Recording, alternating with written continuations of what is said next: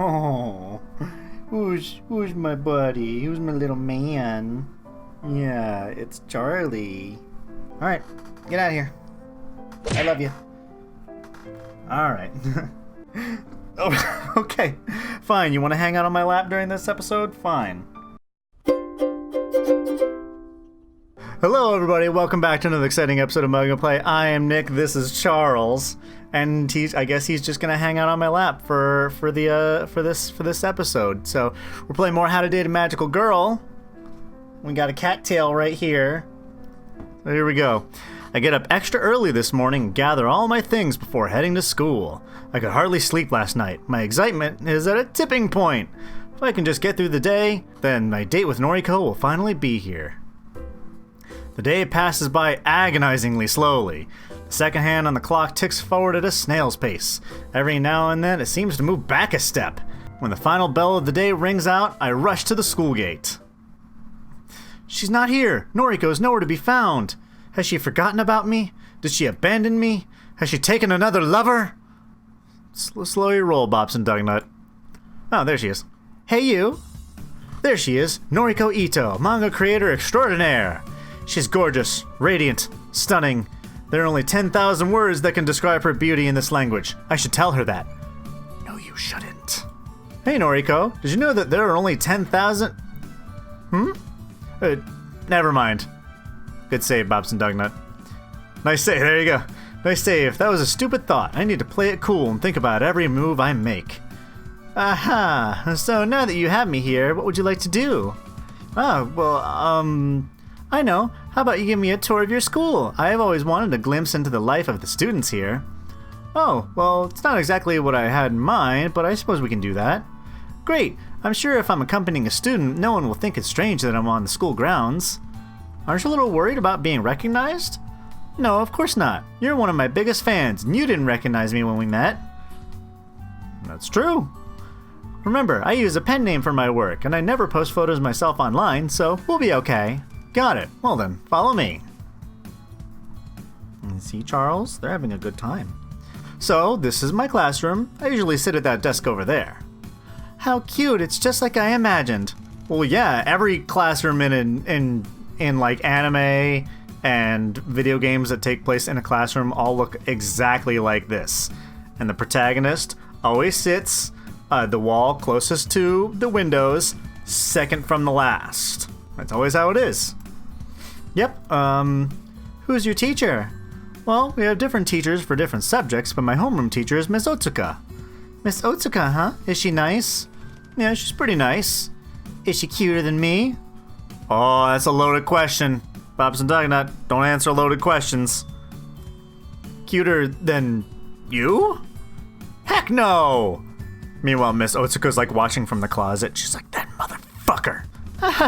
You better hope she didn't hear you say that, or you'll be in trouble. Oops. Where's our next destination?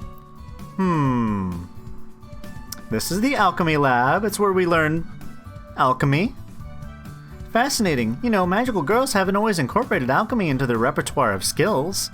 Alchemy used to be the domain of those with no magical abilities on their own.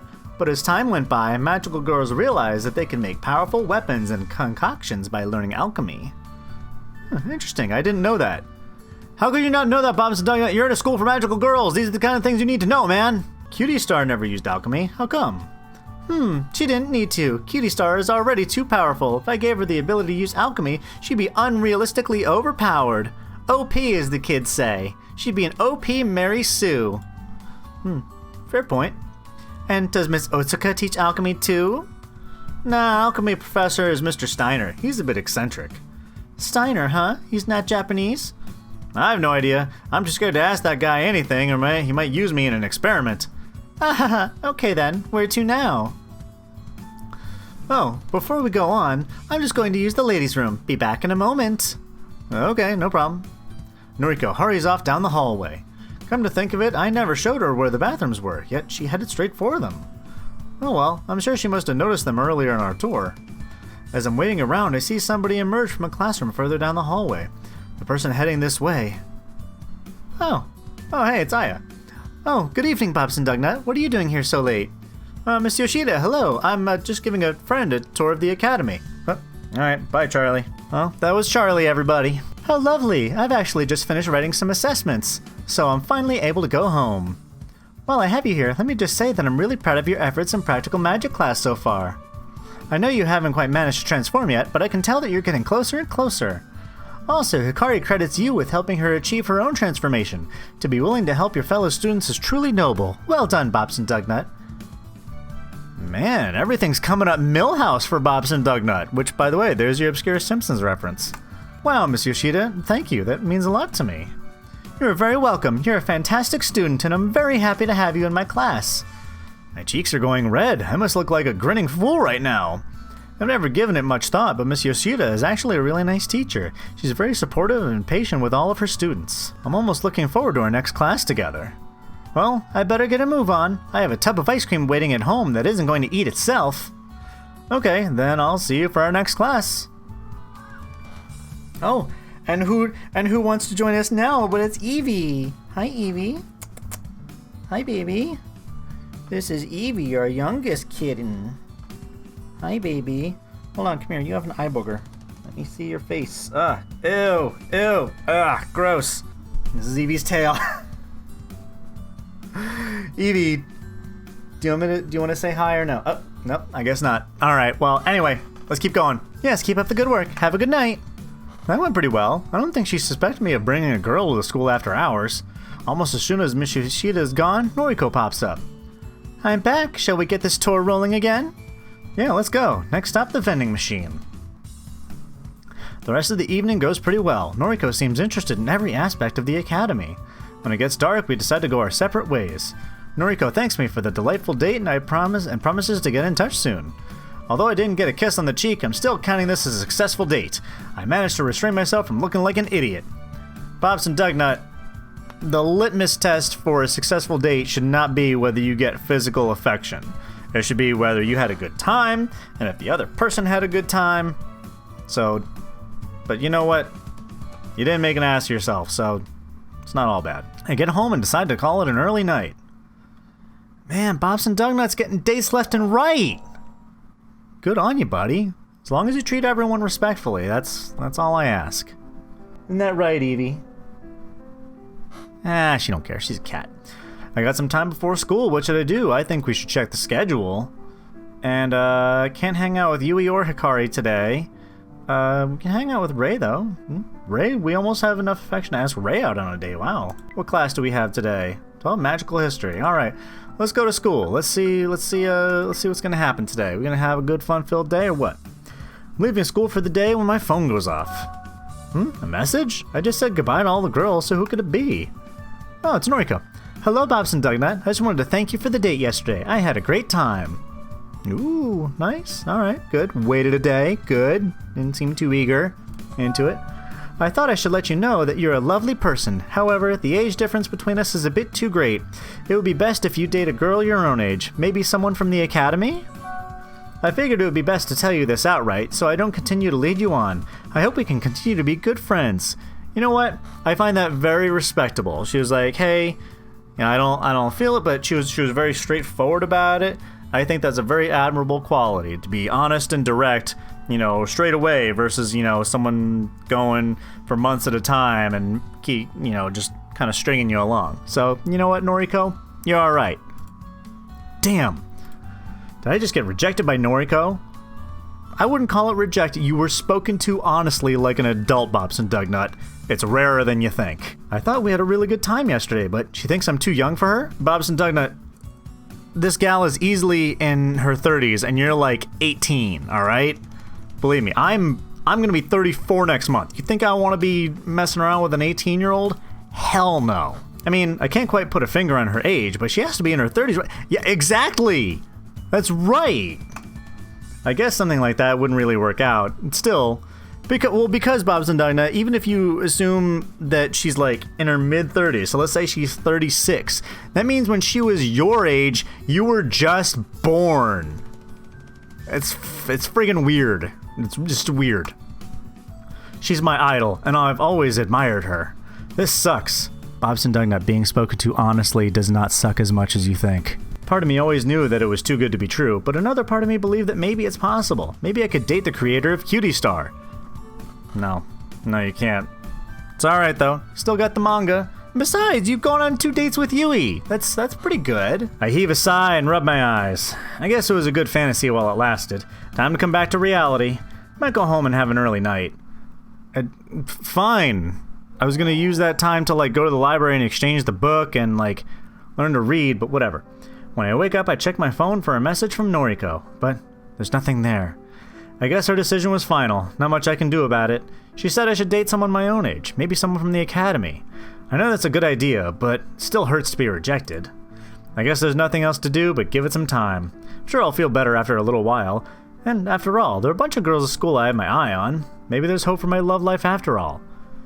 You've been on 2 dates with Yui. You gave her a nickname. You bonded over some Bobson Dugnut. Man, I don't get you sometimes. There you are. Why are you always late to school? Huh? I'm on time. What are you talking about? Yes, I guess you are on time. Sorry. I'm always here so early that sometimes I forget what time everyone else is supposed to be here. I thought you were supposed to be on top of that sort of thing, Miyu, but I guess, I don't know. Maybe you should sleep in once in a while. That's funny. I have responsibilities. Anyway, enough pleasantries. I heard from Miss Yoshida that Hikari managed to transform. That's fantastic news. How are you progressing with your transformation? Oh, no, not quite there yet, but I'll keep working on it. I have managed to transform into somebody that's gone on 2 dates with one girl and another date with an older woman. You know what? I'm not going to brag about that sort of thing. I don't think it's going to help me with Miyu. Okay, good. And what about Yui? What about Yui? Yui keeps pretty tight-lipped about it. Actually, I kind of got the feeling that she was dozing off in practical magic class last week. Bob Stugnut, don't fucking throw her under the bus. You're not going to get a 3rd date that way, man. Not that I'm trying to get her in trouble or anything. She just didn't seem all that invested, which is odd for Yui. I see. I got the impression that Yui is the studious type, so I'm surprised to hear that. Yui is one of the top students in all our classes, so I don't think that badly of her. I just can't get a reading on how her transformation is going. Okay, well, no matter. If Yui needs assistance, she'll seek it out sooner or later. Just focus on your own practice for now. Got it. Alright, see you later. Well, that's nice. Lunchy, lunchy, lunch! My favorite time of the day! Ray, your food looks amazing. Did you make that yourself? Nah, this is just from the convenience store. They even heat it up for you and everything. Whoa! Can I have a bite? Sure thing, everyone can share, but I don't want to go hungry, so you have to give me a share of your stuff too. Okay, you can have a taste of my soup. The girls are all laughing as they share their food. I just sit in silence and munch on my cheap convenience store sandwich. Oh, by the way, I spoke to Yui about her transformation. Huh? You asked her outright? You didn't mention that I said she was dozing off in class, did you? No, of course not. I'm not insensitive, you fucking asshole. Oh, alright. Alright, calm down, goddamn, jeez. I just asked her if she managed to transform yet. What'd she say? She avoided the question completely and said she had to hurry off to another class. This was only 10 minutes ago, right before lunch. She said that she had a class during lunch? I'm glad I'm not the only one who thought that was strange. Well, I guess that explains why she's not eating up here with us like usual. Do you know which classroom she went to? Oddly enough, she went towards the 2nd year wing of the academy. She's obviously only a 1st year student, so I found it strange. Interesting. Maybe I'll go look for her and see what's up. I've finished eating anyway. Do you want me to come with you? Nah, it's okay. She can be shy at the best of times, so it might be best if we don't overwhelm her. Very well. Keep me updated. Will do. Oh, alright, let's go see what Yui's up to. I gather up my things and head over to the stairwell. Yo, you leaving? Oh, sorry, yeah, I'm just going downstairs for a bit. Gonna see where Yui went off to. Oh, okay. If she's coming up for lunch, tell her to bring extra food to share. Will do, gee whiz. After a short walk, I find myself in the 2nd year wing. Oh yeah, we haven't been here before. I haven't actually walked down here before, so I'm not too sure where I'm going. Since it's lunchtime, there aren't any students around. Unlike the 1st year wing of the academy, this entire area is very closed off. There are no views of the courtyard, the hallways are long and narrow. It's actually kind of spooky being down here on my own. As I walk, I peer into each classroom for a sign of Yui, but each classroom I pass is completely empty. I'm approaching the end of the hallway. Just when I think I have nothing to show for my efforts, I spot something on the ground. I lean over and stare intently at the floor, just What is this? A tiny red drop of liquid sits undisturbed. What is this? Blood or something? Maybe someone hurt themselves earlier. I can only see the one little drop, so it can't have been a serious injury. Oh geez, I really hope this isn't like Doki Doki Literature Club when you go looking for Yuri and you find out that, well, you know. And if you don't know, play the game, but go into it with caution. When I look back up, I realize that I'm not actually at the end of the hallway. It seems to continue around a corner. Surprised, I turn the corner and take a couple of steps into the next corridor. What the fuck? What the shit? What is this? What the fuck? What the? Oh my god! I was hoping this wasn't gonna be like Doki. Oh god, we just went full Doki. Oh no, this is not Okie Doki. It's full Doki Doki. A dead girl. There's a dead girl lying against the wall. What the absolute shit? There's so much blood. It's everywhere. Blood on her face and arms and her legs and her chest and in her hair and on the floor and the walls and the ceiling. I feel like I can taste it in my mouth and smell it in my nose and feel it on my skin and hear it in my ears and breathe it in my lungs, and I can taste it. I can taste the horror of this moment, and I want to throw up. I want to vomit blood and leave this place and never come back. Wait, you want to vomit blood? Fucking no you don't. I can tell you right now, no you fucking don't. Her vacant eyes are dry and coarse, and if I reach out to touch them, they would feel like sandpaper and beneath my soft fingers, and she will never see anything ever again. Okay, Bob's and Doug, that's just a little too much detail. Holy fuck right now. Holy shit.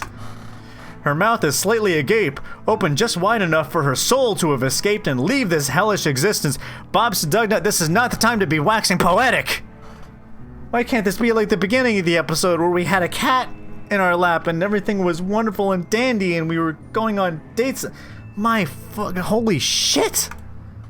She is silenced like a doll that has been stabbed through the chest and the neck and the stomach and the lungs and the heart and stabbed again and again and again, and I cannot scream and cannot cry and cannot beg for help and cannot feel because she has never been alive. Sorry, I'm just reading what's on screen, but I'm somehow able to deliver it perfectly for fucking once. Damn. This scene, this horrific nightmare, it has to have been a murder. Somebody killed this girl. Somebody willingly spilled her blood and caused her this pain. Like, I am legitimately getting lightheaded from, it's probably from the coffee. I'm wrapping up my second cup of coffee, but I need it. I need some sort of form of comfort and sense of normality. Coffee is where it's at. Somebody saw this girl and decided it would be a good thing to let her die, to cut her open and let her insides witness the light of day for the first time in their existence and seep out into the cracks in the floor and stain the earth below and never return to the inside of her body where they belong. Bob's Doug, this is not the time to be waxing poetic. Some sick, twisted individual met this girl and judged her, held her life in their hands, and clenched their fist and snuffed out the flame in her soul. Bobson Dugnut, go get help.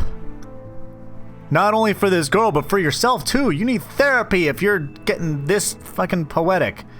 My vision is blurring from the amount of tears in my eyes. I struggle and strain to see if I can identify this girl, but she is unfamiliar and I don't know her. And the more I look at her face, the more unfamiliar she looks, and the less I feel I know her. Bobson Dugnut, go get help! And the longer she sits here, the less everyone else will know her. She will fade into the recesses of people's memories, and people will one day question if she was ever real, if she ever walked this earth, if she ever talked or laughed or cried or felt or loved or cared or breathed or died. Go get help, dude!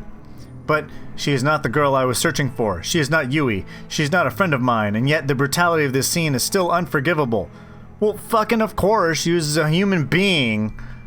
Stumbling across the scene was like a visceral assault on my senses that has left me feeling weak and nauseated. Go get help! And now my mind can only comprehend one single thought. Somebody at this academy murdered another student. Really? The other thought that should be in your mind is to go get help, man! Somebody's walking free right now with blood on their hands. I feel sick to my stomach. I always thought that this academy was a safe place. Even the demon summoning looked tame in comparison to this. And the demon did not claim a human life. I mean, that one girl did have her leg snapped in half, but that's neither here nor there. Knowing that there is a murder in this school sends shivers down my spine. I need to tell a teacher about this. I need to get away from this scene. Fucking finally. I turn away, and a pale face assaults my vision. Yui, is that you? Bobson Ducknut. How long has she been here? Has she been standing behind me? Did she witness the murder? Yui, what happened here? I don't know. I just got here after you did. Bobson Ducknut, I'm so scared. I feel sick. Me too, but I didn't catch who did this to her. Did you see anyone suspicious? No. The school bell rings, but it sounded so far away. I can hear that. It sounded so far away. The echoing chimes is the only thing anchoring me to this world right now. If it weren't for the bell, I feel like I might just pass out. But I can't quite grasp the meaning of it in my mind. The bell signifies that something is over. Is the bell tolling for this girl? Is it screaming out in anguish, alerting everyone to that her time is up? No, Bobson Duck, lunch is over, man. Go get help! No, it's nothing so sinister. It's normal, comforting, familiar, real. It doesn't belong in this nightmare. The bell is telling us that lunchtime is over. We should get out of here. Huh? Why? We need to tell people what happened here. But what if people will think it's us? You're joking, right? We need to inform the teachers. A crowd of students slowly starts pouring into the hallway. They're loud, too loud, chatting, laughing, having fun. And then they scream, and some of them cry, some of them run, some of them faint, and some of them will never get over this moment. Some of them will never recover from witnessing the scene. The blood will be in their vision every time they close their eyes, and in their dreams, and every time they sleep. And in that moment, that horrible, unforgettable moment, everyone's life changed. I hear an authoritative voice barking orders, commanding people to get out of the way. Someone stands in front of me, and it takes time for my eyes to adjust. Everything I look at is framed by blood. Bobson Ducknut, Yui, what the hell happened here? It's Miss Otsuka, sweet and caring Miss Otsuka. She'll know what to do. She'll fix this whole mess. You two, you're coming with me. Everyone else, leave this area at once. The girl, does anyone know the girl's name? One of the students answers, but I don't catch it. The name doesn't matter anymore. It's the name of a corpse. What do you mean it doesn't matter anymore? Of course it matters. Aya, I need you to move the girl. Can you do it? Yes. You two, let's go. To my office. Holy shit. This is fucking crazy. And we're gonna find out what happens next time on Mug and Play. Thank you so much for joining me. If you like this episode, I would say poke that like button right in the eye. I mean, it started out great, but holy shit, we went full Doki. And I did not want to. I wanted this to be a happy game, but I knew it was going to happen sooner or later. But leave a comment below, tell me what you think. And if you want to see what happens, which you should, fucking hit that subscribe button so you don't miss out on what happens. And check me out on Twitch, twitch.tv/MugAndPlay, where I play video games live, and also check out the Discord. But holy shit, we are gonna find out what happens next time. Normally I only record 2 episodes of How to Date a Magical Girl at a time, but I'm gonna record a 3rd one right now, because I gotta know. But thank you so much. I love you all. Remember, you are loved. I love you. And I'll see you next time. Goodbye, everybody. Holy shit. Woo.